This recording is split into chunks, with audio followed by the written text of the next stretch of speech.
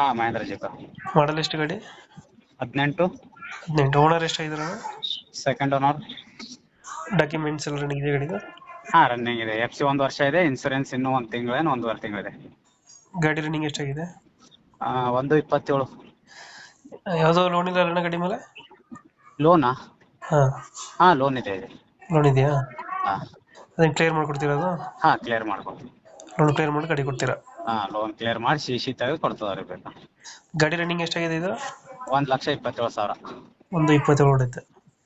Engine ಕೆಲಸ ಏನಾರು ಮಾಡಿಸಿದ್ರಣ್ಣ ಗಾಡಿ?